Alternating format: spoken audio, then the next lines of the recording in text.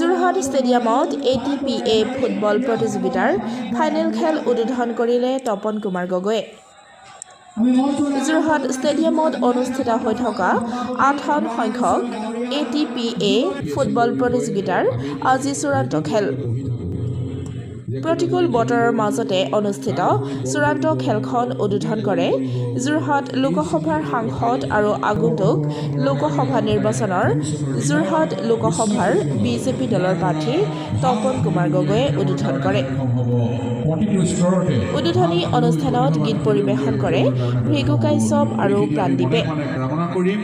উদ্বোধনী অনুষ্ঠানত অংশগ্ৰহণ কৰে যোৰহাট ক্ৰীড়া সন্থাৰ বিষয়ববীয়া প্ৰাক্তন বিধায়ক ৰাণা গোস্বামী, শান্তনু পূজাৰী, সিদ্ধাংকুৰ অংকুৰ বৰুৱাকে ধৰি বহু গণ্যমান্য ব্যক্তিয়ে। ইয়াত উপস্থিত থকা পালি বৰা ডাঙৰীয়া, ননী দত্ত ডাঙৰীয়া, প্ৰাক্তন সভাপতি আমাৰ সকলোৰে শ্ৰদ্ধাৰ ৰাণা গোস্বামী ডাঙৰীয়া, ATPAৰ সন্মানীয় সভাপতি বৰুৱা ডাঙৰীয়া, ইয়াত উপস্থিত থকা ভূঞা ডাঙৰীয়া, উপস্থিত সিদ্ধাংকুৰ অংকুৰ বৰুৱা ডাঙৰীয়া, এই মঞ্চত উপস্থিত থকা ফেডাৰেল বেংকৰ সন্মানীয় চিফ মেনেজাৰ ডাঙৰীয়া।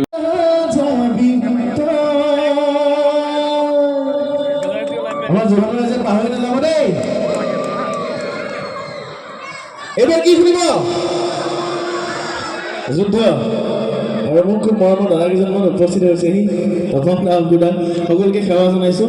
আৰু এইবাৰ আপোনালোকে এই বছৰত সন্মানীয় সাংসদ তপন কুমাৰ গগৈ ডাঙৰীয়াক এখনি ফুলাম গামোচাৰ আদৰণি জনাবৰ কাৰণে আমাৰ উপসভাপতি ৰবীন শইকীয়াক অনুৰোধ জনালোঁ।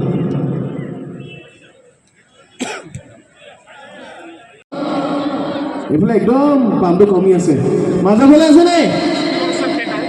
News desk report, democratic Assam.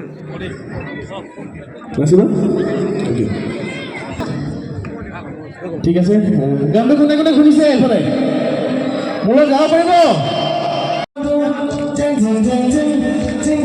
মই হাত চাবলৈ ভাল পামগে।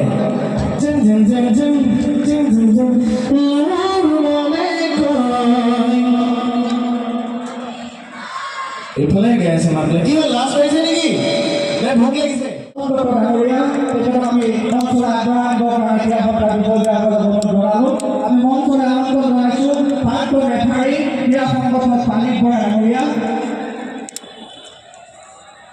আমি মঞ্চলৈ আমন্ত্ৰণ জনাইছোঁ যোৰহাট জিলা ক্ৰীড়া সন্থাৰ প্ৰাক্তন সভাপতি ৰাণা গোস্বামী ডাঙৰীয়া, যুৱ নেতা।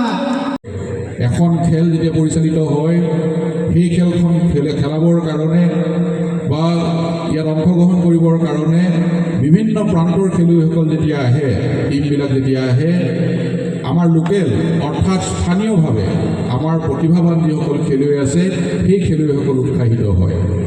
ডাঙৰ ডাঙৰ আমাৰ প্লেয়াৰসকলক দেখি আমাৰ ইয়াৰ স্থানীয় প্লেয়াৰসকলে নিজৰ প্ৰতিভা বিকাশ কৰিবৰ কাৰণে সুবিধা পায়। আৰু যোৰহাট জিলা ক্ৰীড়া সন্থাই এইখিনি ক্ষেত্ৰত সুযোগ প্ৰদান কৰিছে, পঠিয়াবৰ কাৰণে সক্ষম হৈছে। আমি আশা ৰাখি 100 বছৰ হৈ গ'ল ক্ৰীড়া সন্থাৰ এই শতবৰ্ষ ক্ৰীড়া সন্থাই ভৱিষ্যতৰ দিনত বিশ্ব ফুটবলত ইয়াৰ পৰা ভাল খেলুৱৈ উলিয়াই পঠিয়াবৰ কাৰণে সক্ষম হ'ব। প্ৰতিটো স্তৰতে ভাল খেলুৱৈ, প্ৰতিভাৱান খেলুৱৈ উলিয়াই পঠিয়াবৰ কাৰণে সক্ষম হ'ব। এইখিনি আমি মনে মনে কামনা কৰিম। আৰু আজি দুইটি দলৰ খেলুৱৈ সকলোকে আমাক আপ্লুত কৰিব বুলি আশা ৰাখি মই পুনৰবাৰ যোৰহাট জিলা ক্ৰীড়া সন্থাক ধন্যবাদ জনাইছোঁ, ফেডাৰেল বেংকক মই ধন্যবাদ জনাইছোঁ।